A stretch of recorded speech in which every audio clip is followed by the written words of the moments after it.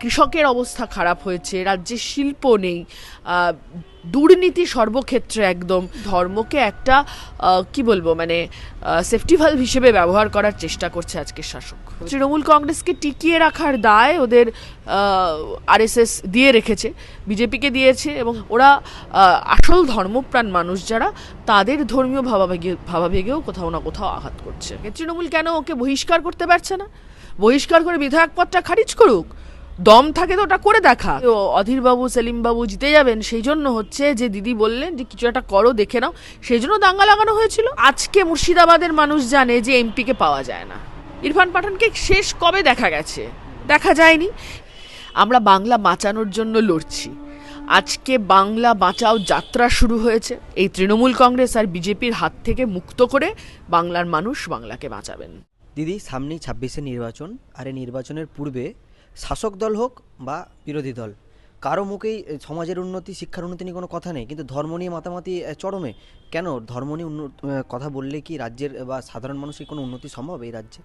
আসলে এই শাসক বিরোধী আমাদের রাজ্যের, আমাদের দেশের শাসক, এরা কেউই আসলে আমাদের সাধারণ মানুষের ভালো থাকা, সাধারণ মানুষের দৈনন্দিন চাহিদা, এগুলো নিয়ে কোনো রকম কোনো কথা বলতে, কোনো রকম কোনো ভাবনা চিন্তা করতেই রাজি নয়। এই সময়কালের মধ্যে আমরা যদি আমাদের দেশের দিকে তাকাই, তাহলে দেখব দেশ হচ্ছে বিশ্ব ক্ষুধা সূচকে একটা ভয়ঙ্কর জায়গায় দাঁড়িয়ে রয়েছে। খাদ্য নিরাপত্তা প্রত্যেক দিন কমছে। আমাদের রাজ্যে না আছে কোনো কর্মসংস্থান, না আছে হচ্ছে যে মানুষের বেঁচে থাকার কোনো নিরাপত্তা, সামাজিক কোনো নিরাপত্তা নেই। সামাজিক সুরক্ষা কবচগুলো সব একটু একটু করে আলগা হয়েছে। এবং এই সময়ের মধ্যে আমরা এটাও দেখেছি যে আমাদের রাজ্যে এই সময়কালে কৃষকের অবস্থা খারাপ হয়েছে, রাজ্যে শিল্প নেই, দুর্নীতি সর্বক্ষেত্রে, একদম ডিআর লটারির ছড়াছড়ি, গরিব মানুষকে একদম মানে ধ্বংসের মুখে ঠেলে দিচ্ছে মাইক্রো ফিন্যান্স। একের পর এক সমস্যা, একের পর এক সমস্যা। এই সমস্যাগুলোর থেকে মানুষ যাতে মুখ ঘুরিয়ে থাকে, এগুলো নিয়ে যাতে শাসকের বিরুদ্ধে ক্ষোভে ফেটে না পড়ে, তার জন্যই ধর্মকে একটা কি বলবো মানে সেফটি ভালভ হিসেবে ব্যবহার করার চেষ্টা করছে আজকের শাসক। দুর্বলতাকে আড়াল করতে কি ধর্মের ব্যবহার চলছে শাসক দল বা বিরোধী দলের ক্ষেত্রে? একদমই তাই, একদমই তাই। আর আমাদের রাজ্যে যাদেরকে বিরোধী দল বলছেন, ওরা বিরোধী ঠিক ততক্ষণই বিরোধী আছে যতক্ষণ তৃণমূল কংগ্রেস হচ্ছে যে ক্ষমতায় থাকবে। তার কারণ তৃণমূল কংগ্রেসকে টিকিয়ে রাখার দায় ওদের আরএসএস দিয়ে রেখেছে, বিজেপিকে দিয়েছে, এবং তৃণমূল কংগ্রেসকেও বলেছে এই রাজ্যে হচ্ছে তোমার আরএসএসের শাখার সংখ্যা বাড়াতে হবে। আরএসএসের শাখা যখন তৃণমূল ক্ষমতায় এসেছিল, তার থেকে এখন আরএসএসের শাখা অনেক বেড়ে গেছে। এ রাজ্যে ধর্মীয় মৌলবাদ মাথাচাড়া দিতে পেরেছে, যা আমরা বিগত দিনগুলোতে দেখতে পাইনি। ফলে এই যে যা ওরা করছে, গোটাটাই হচ্ছে ধর্মকে অস্ত্র হিসেবে, হাতিয়ার হিসেবে ব্যবহার করছে।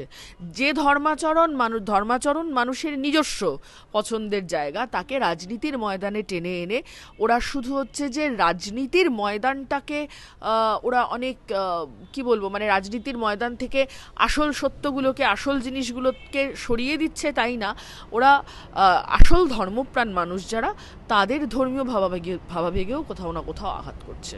দিদি, বিজেপি বাবরি মসজিদকে হতে বাধাপ্রাপ্ত করছে বা বলছে হবে না, অপরদিকে তৃণমূল যারা সংখ্যালঘুদের পাশে থাকে সবসময় এমনটাই দাবি করেন, তারা ওই বাবরি মসজিদের বিরোধিতা করছেন। কেন দুই দলেরই একই চিন্তাধারা কেন বলুন তো? আরএসএসের কাছে টিকি বাঁধা, অন্য কিছু নয়। হুমায়ুন কবির আসলে এই গোটা খেলাটায় একটা অদ্ভুত ক্রীড়নক। হুমায়ুন কবির একবার বিজেপি হয়েছে, একবার তৃণমূল হয়েছে, তৃণমূল থেকে বিজেপি হয়েছে, আবার গিয়ে হচ্ছে যে এখন তৃণমূল হয়ে এখন তৃণমূলটা ছাড়বে কি ছাড়বে না করছে। তৃণমূলের যদি এত কথাই বলার থাকে, তৃণমূল কেন ওকে বহিষ্কার করতে পারছে না? বহিষ্কার করে বিধায়ক পদটা খারিজ করুক, দম থাকে তো ওটা করে দেখাক। না করলে এই সাসপেনশনের কোনো মূল্য টুল্য নেই। দিদি, কোনোভাবে কি মনে হয় যে এই হুমায়ুনকে দিয়ে মুসলিম ভোট একত্রিত করে পুনরায় আবার দলে টেনে নেওয়া হতে পারে এবং মুসলিম ভোটের দ্বারা একটা বড় মেরুকরণ সৃষ্টি করতে পারে তৃণমূল, এমনটা কি আশঙ্কা করছে? এটা আমার বলার কিছু নেই, এটা তো হুমায়ুন কবির নিজে বলে দিয়েছে যে দুটো সিট জিতবো, তারপরে আবার দিদি জামাই আদর করে ডেকে নেবে, এই কথা তো বলে দিয়েছে। আর হুমায়ুন কবিরকে দিয়ে কি খেলা হয়েছে সেটাও হুমায়ুন কবির নিজে বলেছে। এই যে গত লোকসভা নির্বাচনে বলেছিল যে অধীরবাবু, সেলিমবাবু জিতে যাবেন সেই জন্য হচ্ছে যে দিদি বললেন যে কিছু একটা করো, দেখে নাও, সেই জন্য দাঙ্গা লাগানো হয়েছিল।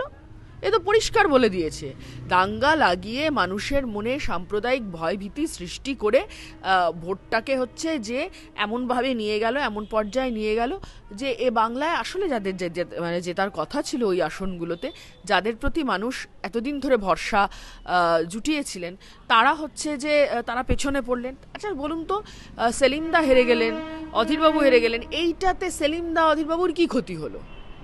কি ক্ষতি হয়েছে? কিন্তু আজকে মুর্শিদাবাদের মানুষ জানে যে এমপিকে পাওয়া যায় না, এটা তো বাস্তব। ইরফান পাঠানকে শেষ কবে দেখা গেছে? দেখা যায়নি। এবং শুধু তাই না, মুর্শিদাবাদের মানুষ জানেন যে তাদের মানে আসলে দৈনন্দিনকার সমস্যা যেগুলো যেগুলো একজন এমপির মেটানোর কথা, সেগুলো মেটেনি। বলছি দিদি, এত দুর্নীতি, এত স্বৈরাচারী, বলছি এর পরবর্তীতে বামেদের যে বাংলা বাঁচাও অভিযান, কোনোভাবে কি পারবে এই বাংলাকে বাঁচাতে? কি মনে হয় বামেদের তরফ থেকে? আমরা বাংলা বাঁচানোর জন্য লড়ছি।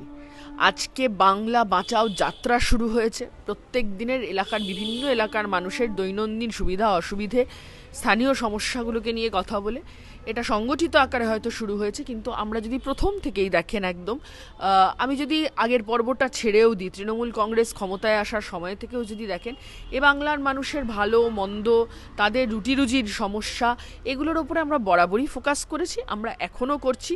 এবং আমরা এটা মনে করি যে বাংলার মানুষই পারেন বাংলাকে বাঁচাতে, বাংলার মানুষ বাংলাকে বাঁচাবেন। এই তৃণমূল কংগ্রেস আর বিজেপির হাত থেকে মুক্ত করে বাংলার মানুষ বাংলাকে বাঁচাবেন।